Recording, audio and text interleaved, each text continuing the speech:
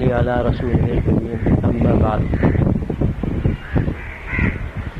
فاعوذ باللہ من الشیطان الرجیم بسم اللہ الرحمن الرحیم اقترب للناس حسابهم وهم في غفلة معرضون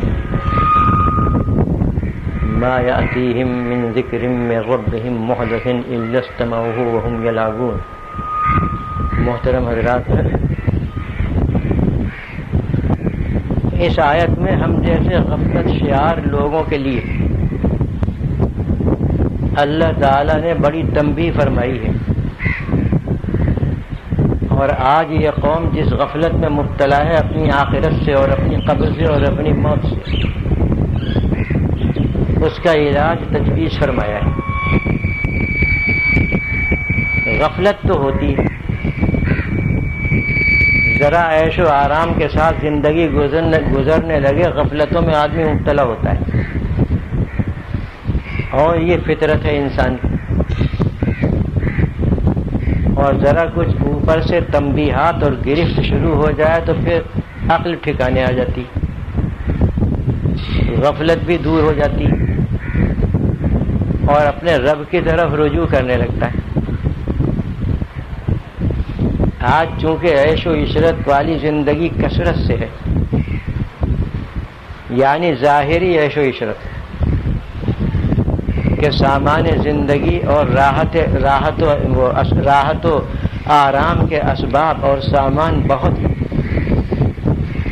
تو ظاہری عیش و عشرت تو ہے، لیکن دل کے اعتبار سے بڑی پریشانیاں،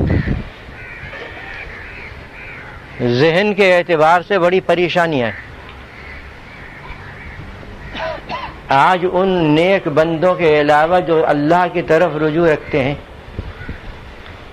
اس معاشرے میں کوئی ایک فرد، نہ مرد نہ عورت، پریشانیوں سے آپ کو خالی نظر نہیں آئے گا. ہاں، وہ اللہ کے نیک بندے جو اس کی یاد میں مشغول رہتے ہیں وہ تو اس سے محفوظ ہیں، لیکن ان کے علاوہ جتنی بھی قوم ہے اور جتنے بھی افراد ہیں، مرد ہوں یا عورت، مختلف قسم کی پریشانیوں میں اور ذہنی انتشار کے اندر مبتلا ہے. باطن کا اور دل کا تو یہ حال ہے، لیکن چونکہ ظاہری طور پر راحت و آرام کے اسباب کثرت سے ہیں، اس لیے عیش و عشرت والی زندگی بظاہر پائی جا رہی، لہذا غفلت کے اندر مبتلا ہونا ضروری ہے. یہ غفلت انسان کو کسی جگہ کا، کسی کام کا نہیں چھوڑتی، نہ دنیا کے اندر نہ آخرت کے اندر. دنیا میں بھی یہ انسان کو بڑا نقصان پہنچاتی ہے، اور آخرت کا نقصان تو بالکل ظاہر ہے. لیکن یہی غفلت ہم نے اپنے اوپر مسلط کر لی، قصداً مسلط کی ہے. وہ چیزیں اور وہ اسباب اختیار کیے ہیں جن سے ہم غفلت کے اندر مبتلا ہو جائیں. بہرحال غفلت تو انسان میں ہوتی ہے، لیکن اللہ تعالیٰ مومن کو غفلت میں دیکھنا نہیں چاہتا. مومن کے لیے تو اللہ تعالیٰ یہ چاہتا ہے کہ بس کسی نہ کسی طرح وہ غفلت سے نکل جائے اور اپنے رب کی یاد میں اور اس کے احکام کی فرما برداری میں مشغول ہو جائے. اس لیے قرآن کریم جا بجا غفلت کا ذکر فرماتا ہے اور پھر اس کا علاج بھی ذکر کرتا ہے. یہ آیت جو میں نے تلاوت کی ہے 17ویں پارے کی پہلی آیت ہے. اقترب للناس حسابهم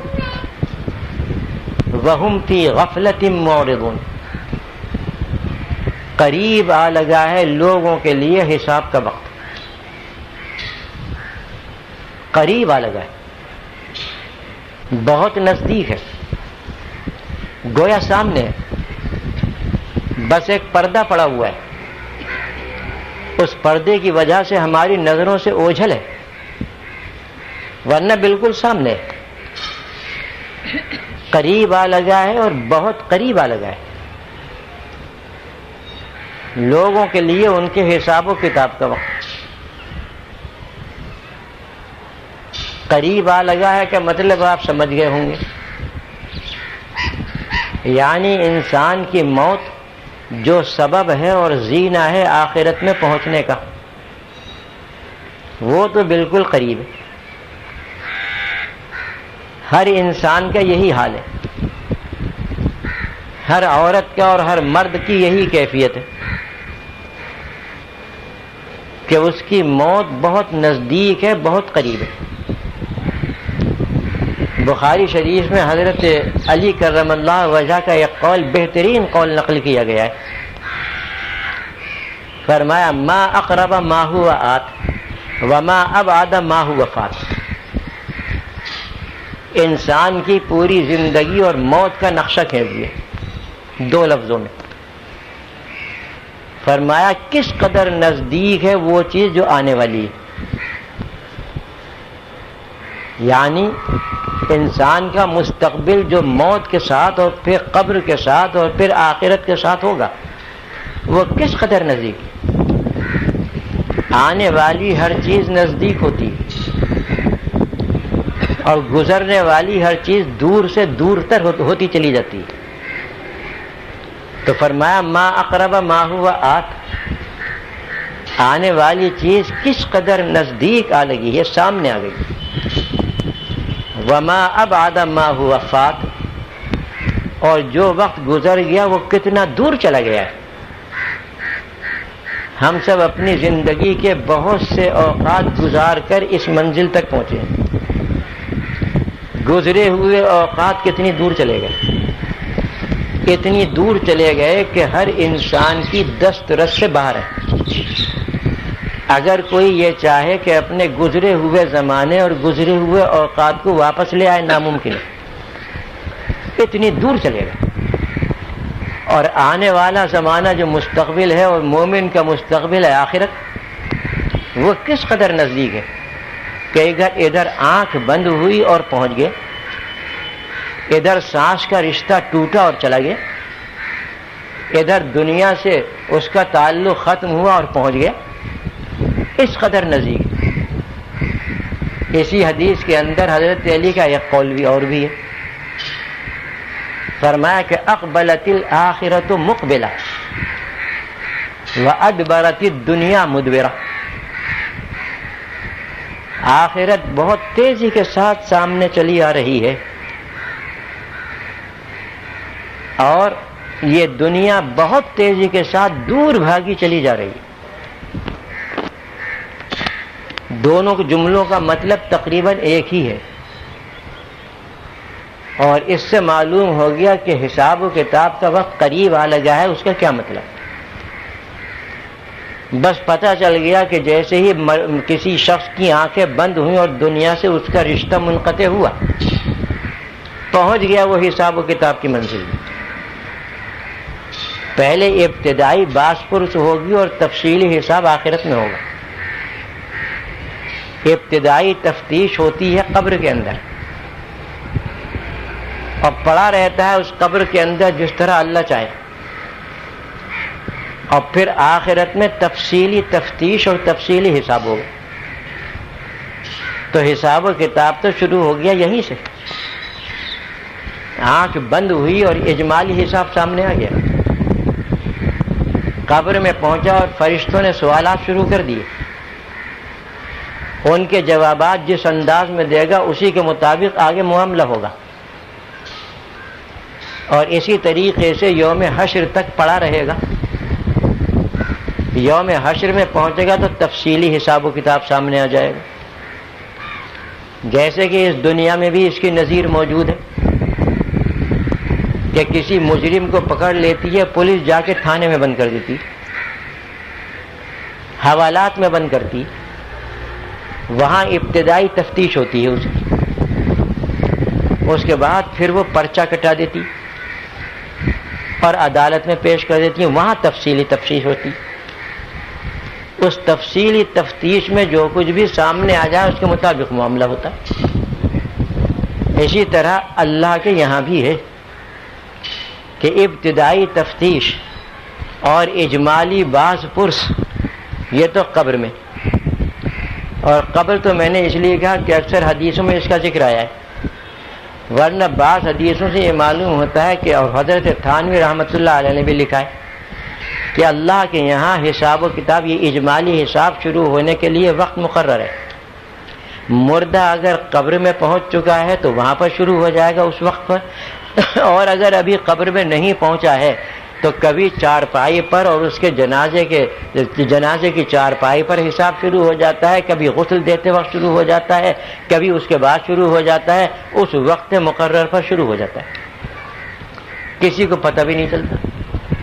ہم سب چاروں طرف ہوتے ہیں لیکن ہمیں پتہ بھی نہیں چلتا کیا ہو رہا ہے، مگر چونکہ اکثر حدیثوں کے اندر آیا ہے کہ قبر میں حساب و کتاب ہوگا، اس لیے میں یہاں پر قبر کے حساب و کتاب کا ذکر کر رہا ہوں۔ تو قبر میں پہنچتے ہی اجمالی حساب و کتاب شروع ہو گیا، وہاں پر جیسے اس نے جوابات دیے اس کے مطابق اس کے ساتھ اس برزخ کا اور قبر کی زندگی کا معاملہ ہوگا۔ جوابات اگر اس نے صحیح دیے ہیں اور اچھے دیے ہیں تو فرشتے کہتے ہیں کہ وہ فرشتے اس سے کہتے ہیں کہ نم کا نومت العروس، بس اب تو ایسے سو جا کہ جیسے کوئی دلہن سوتی، کہ اس کو کوئی نہیں اٹھاتا، اس کا شوہر ہی آ کر اٹھاتا ہے۔ اور ایک روایت میں کہ نم صالحہ، آرام سے سو جا، حتیٰ کہ اللہ تعالیٰ قیامت میں اٹھا۔ اب قیامت تک آرام ہی آرام ہے، اس کے لیے سو رہا ہے آرام سے۔ اور یہ بھی آپ نے سنا ہوگا کہ نہ صرف یہ کہ اسے سونے کی اجازت دے دی جاتی ہے، بلکہ ساتھ ہی ساتھ اللہ تعالیٰ کا حکم ہوتا ہے کہ میرے بندے نے چونکہ جوابات، یہ اجمالی جوابات صحیح طریقے سے دیے ہیں، اس لیے تم اس کے واسطے جنت سے ایک فرش لا کر اس کی قبر میں بچھا دو۔ فرشتے قبر میں فرش لے آتے ہیں، جنت کا فرش، اللہ اکبر، دنیا کی تو کوئی چیز بھی اس کا ذرا سا مقابلہ نہیں کر سکتی۔ اور حکم ہوتا ہے کہ اس کے قبر میں قبر کی جانب سے ایک کھڑکی کھول دو جس سے اس کے پاس ہوا آتی رہے، چنانچہ وہ کھڑکی کھول دی جاتی ہے جس سے وہ بڑے آرام کے اندر ہوتا ہے۔ اور اسی پر بس نہیں بلکہ اور ارشاد ہوتا ہے کہ اس کو جنت کا لباس لا کر پہناؤ، یہ دنیا سے کفن لے کر آیا ہے جو تھوڑے دن میں بالکل گل سڑ جائے گا، خراب ہو جائے گا، اس لیے یہ کفن اتارو میرے بندے کا اور جنت کا لباس لا کر پہناؤ۔ یہ دیکھ لیجئے کیسا اس کے ساتھ معاملہ ہو رہا ہے اس ابتدائی تفتیش میں۔ بعد میں جب جائے گا تو وہ ایک لمبا اور بہت طویل قصہ ہے جس کو میں اس مجلس میں بیان نہیں کر سکتا۔ حدیثوں کے اندر، قرآن کریم کے اندر اس کی تفصیلات بہت آئی ہیں۔ تو یہاں پر قرآن کریم نے اس غافل انسان کو خبردار کیا کہ اقترب للناس حسابہ، لوگوں کے حساب کا وقت قریب آ لگا ہے۔ قریب آنے کا مطلب آپ کو میں نے بتا ہی دیا کہ ہم میں سے کسی کو پتہ نہیں کہ ہم کب اس دنیا سے رخصت ہو جائیں گے۔ اگر کسی کو پتہ ہے تو بتا دے، کوئی ضمانت نہیں لے سکتا ہم سے اس بات کی کہ اتنے دن تک ہم زندہ رہیں گے۔ ہو سکتا ہے کہ ایک لمحے کے بعد ہم اس دنیا میں نہ ہو سکتا ہے کہ 10 سال 20 سال تک ہم زندہ رہیں اس دنیا کے اندر۔ ہر وقت کھٹکا لگا ہوا ہے، دغدغہ لگا ہوا ہے کہ کبھی بھی موت آ سکتی ہے۔ اس سے کوئی انسان انکار نہیں کر سکتا، مومن ہو یا کافر۔ موت آئی اور حساب و کتاب کی منزل میں داخل ہو گئے۔ کس قدر قریب ہے، کس قدر نزدیک ہے، اس سے ہی اندازہ لگا لیجیے۔ وہ حساب و کتاب جیسا کہ میں نے ابھی آپ کے سامنے بیان کیا، ایک تو اجمالی حساب و کتاب ہے جو ابتدائی تفتیش ہے کہ یہ بندہ باغی تو نہیں ہے، قبر میں آنے والا بندہ اللہ کا فرما بردار ہے یا باغیوں میں سے ہے۔ بس جیسی بھی تفتیش ابتدائی سامنے آئے گی اس کے مطابق کام کیا جائے گا، معاملہ کیا جائے گا۔ اگر وہ بندہ اللہ تعالیٰ کے فرما برداروں میں سے ہے تو وہ معاملہ ہوگا جو میں نے ابھی بتا دیا، اور اگر خدا نہ کرے وہ بندہ اللہ کے اور رسول کے باغیوں میں سے ہے تو پھر سمجھ لیجیے کہ اس کے لیے حدیثوں میں بڑا سخت قسم کا عذاب اس قبر کے اندر آیا ہے۔ جو آپ حضرات کم و بیش جانتے ہیں، میں اس کو زیادہ بیان کر نہیں سکوں گا، اس لیے کہ پھر اصل بات رہ جائے گی۔ تو یہ حساب و کتاب کا وقت قریب آ گیا۔ کبھی ہم نے غور کیا کہ ہمارے حساب و کتاب کا وقت قریب آ لگا ہے؟ دفتروں میں آپ نے دیکھا ہوگا اور سنا ہوگا کہ اگر دفتری عملہ دیانت دار ہے، آج کل جیسا نہیں، دفتری عملہ دیانت دار ہے، افسران دیانت دار ہیں، اور اس دفتر کے حساب و کتاب کی چیکنگ کا وقت قریب آ گیا، آڈٹ کا وقت قریب آ گیا، بتائیے کیا کیفیت ہوتی ہے دفتر والوں کی؟ کتنے دن پہلے سے وہ اس کے اندر لگ جاتے ہیں، تمام حساب و کتاب کی ایک ایک نوک پلک ٹھیک کرتے ہیں، اور جب وہ ٹھیک ہو جاتی ہے پھر بھی ان کے دل میں دغدغہ رہتا ہے اور کھٹکا رہتا ہے کہ معلوم نہیں کہاں گرفت ہو جائے، کون سی جگہ غلطی پکڑی جائے۔ انہوں نے تو اپنے طریقے پر پورے طریقے سے حساب کر لیا، لیکن پھر بھی کھٹکا ان کو لگا رہتا ہے۔ جب بالکل فراغت ہو جاتی ہے آڈٹ سے اور چیکنگ سے، تب جا کر ان کی جان میں جان آتی ہے، نہ انہیں کھانے میں مزہ آتا ہے، نہ پینے میں مزہ آتا ہے، نہ وہ آرام سے سو سکتے ہیں، نہ وہ لوگوں سے خوش گپی کی باتیں کر سکتے ہیں، کچھ نہیں کر سکتے۔ صاحبو یہ معاملہ ہے دنیا کے اس حساب و کتاب کا جو دیانتدار لوگ پیش کرتے ہیں۔ آخرت کا حساب و کتاب سوچئے کیسا ہوگا؟ کیا اس کے لیے ہم نے اتنی تیاری کی ہے کہ جتنی تیاری اس دنیا کے حساب و کتاب کے لیے کرتے ہیں؟ مجھے معلوم ہے میرے بہت سے احباب اور اعزاء سرکاری دفتروں میں ہیں، معلوم ہے کہ ان کی ایک ہفتہ پہلے سے نیند حرام ہو جاتی ہے، اور حساب و کتاب کے اندر شب و روز لگے رہتے ہیں۔ کیا ہم اپنی موت سے ایک ہفتہ پہلے حساب و کتاب کا فکر کرتے ہیں؟ دنیا سے رخصت ہونے کے لیے ہم کچھ فکر کرتے ہیں کہ ہمارا حساب و کتاب کیسا ہوگا، ابتدائی حساب کیسا ہوگا اور تفصیلی حساب کیسا ہوگا؟ کبھی دیکھا؟ کبھی یہ ہمارے ذہنوں میں گزرا؟ نہیں گزرا۔ اسی لیے قرآن کریم نے خبردار کیا اور بہت ہی مؤثر طریقے سے متنبہ کیا کہ اقترب للناس حسابهم۔ اللہ کا فضل ہے کہ ہم مومن ہیں، ہم میں سے ہر مرد اور ہر عورت کا یہ ایمان ہے کہ مرنا ضروری ہے، مرنے کے بعد قبر کا حساب و کتاب بھی ضروری ہے، اور اس کے بعد آخرت کا حساب و کتاب جو تفصیلی ہے وہ بھی ضروری ہے۔ اگر کسی کا اس پر ایمان نہیں ہے تو وہ مومن ہی نہیں، جو اس کو نہ مانے وہ ایمان والا نہیں، وہ کافر ہے۔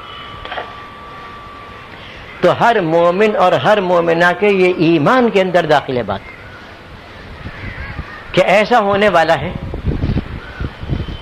لیکن ذرا بتائیے کہ کتنے ہیں ہم میں سے وہ جو فکر کریں اس حساب و کتاب کی اور اس کو نزدیک تر سمجھ کر پھر وہ کچھ اس کے لیے اپنا معاملہ صاف کریں؟ کتنے؟ ہمارا حال تو یہ ہے کہ وَهُمْ فِي غَفْلَةٍ مُعْرِضُونَ، جو اگلے جملے میں آیا کہ حساب و کتاب کا وقت تو بالکل سامنے ہے، بس ایک قدم اٹھانے کی ضرورت ہے۔ دنیا سے ایک قدم اٹھایا، آخرت میں داخل ہو گیا، لیکن لوگوں پر غفلت طاری ہے۔ وَهُمْ فِي غَفْلَةٍ، لوگوں کا حال یہ ہے کہ غفلت ان کے اوپر چڑھی ہوئی ہے، غفلت مسلط ہے۔ معرضون نہ صرف غفلت ہے بلکہ اگر آخرت کی، قبر کی اور اللہ تعالیٰ کے عذاب کی اور تفصیلی حساب و کتاب کی بات ان کے سامنے کی جائے تو گردن موڑ کر چلے جاتے ہیں یا اس کی طرف توجہ نہیں دیتے۔ کیوں صاحبو؟ کیا یہ ہمارے اس معاشرے کا اور اس امت کا حال نہیں ہے آج؟ ذرا بتائیے کہ اگر کوئی مولوی ملا آ کر اس طرف متوجہ کرے تو اس کے اوپر لان تان کی جاتی کہ ہمارے عیش میں خلل ڈال رہا ہے، ہماری خوشیوں کے اندر ہماری خوشیوں کو خاک میں ملا رہا ہے، اس وقت ہم جس مستی میں مبتلا ہیں اس سے ہمیں نکال رہا ہے۔ یہ کیسا شخص ہے؟ ہم اس کو پسند نہیں کرتے، جس کا مطلب یہ ہے اس آیت کریمہ کے اعتبار سے کہ پہلے ایسے لوگ غفلت میں مبتلا ہوتے ہیں اور اس کے بعد ان کی یہ کیفیت ہو جاتی ہے کہ وہ ذکر آخرت سننے کے لیے تیار ہی نہیں ہوتے اور روح گردانی کرتے ہیں اور رخ پھیر لیتے ہیں۔ اس آیت کے اندر مختصر عرض کر رہا ہوں، اس آیت کے اندر اللہ تعالیٰ نے ہماری ایک بیماری کی نشاندہی کی، اور وہ آپ سمجھ گئے ہوں گے۔ نشاندہی کی ہے غفلت کی، کہ انسان اور آج کل کا مومن اکثر و بیشتر غفلت میں مبتلا ہے۔ اب پھر اس کا علاج بتا دیا، وہ علاج ہے اقترب للناس حسابہم، یہ علاج ہے جس کو ابھی تفصیل سے عرض کروں گا انشاءاللہ، اگرچہ وقت بہت کم ہے۔ غفلت کیسے پیدا ہو؟ جب تک بیماری کے کسی سبب کا اور اس کی وجہ کا کھوج نہ لگایا جائے اور معلوم نہ ہو، اس وقت تک علاج جو ہے وہ بس ایسے ہی ہوائی رہتا ہے۔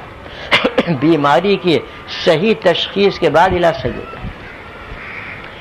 اس لیے یہ بیماری تو اللہ تعالیٰ نے ہماری بتا دی کہ ہم غفلتوں کے اندر مبتلا ہیں، اور غفلت اعلیٰ درجے تک اور انتہائی درجے تک پہنچ رہی ہے۔ لیکن یہ غفلت پیدا کیسے ہوتی ہے؟ اس کے اسباب کیا ہیں؟ یہ اس آیت کے اندر بیان نہیں کیا، کیونکہ قرآن کریم بقدر ضرورت مضمون بیان کرتا ہے، باقی دوسری جگہ آپ دیکھیں گے تو مل جائے گا۔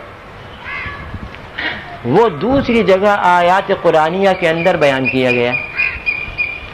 میں ان تمام آیتوں کا اور حدیثوں کا خلاصہ نکال کر آپ کے سامنے بیان کیے دیتا ہوں کہ غفلت جو پیدا ہوتی ہے اور انسان کے خصوصاً مومن کے دل پر وہ چڑھتی ہے، وہ چڑھتی ہے حضرت دنیا کی محبت سے، اندھی محبت اس سے چڑھتی ہے، دنیا کی اندھی محبت۔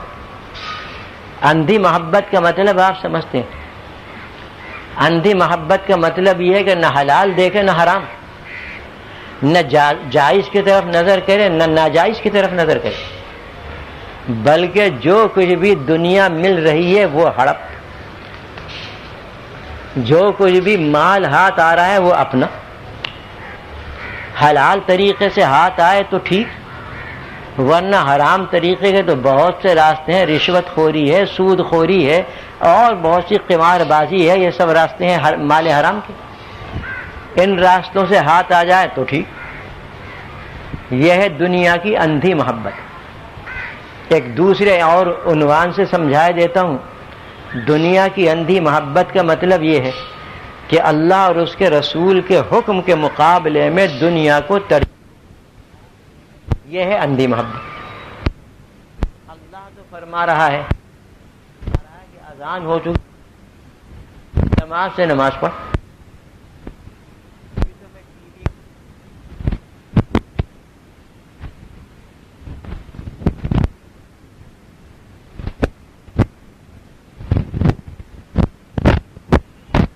اور مر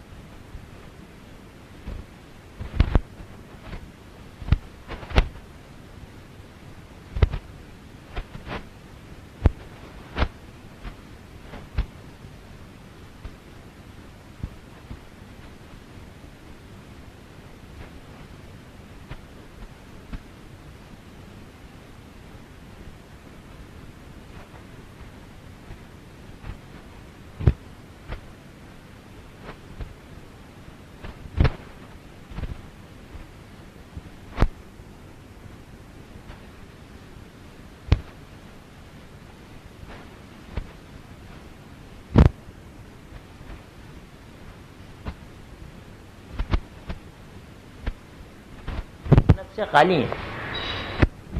غفلتوں کا یہ حال نہیں.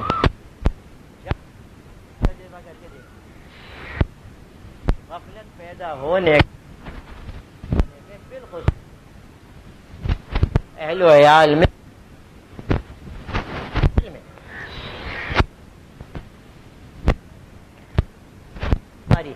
اور اس سے بڑھ ہمارے گھروں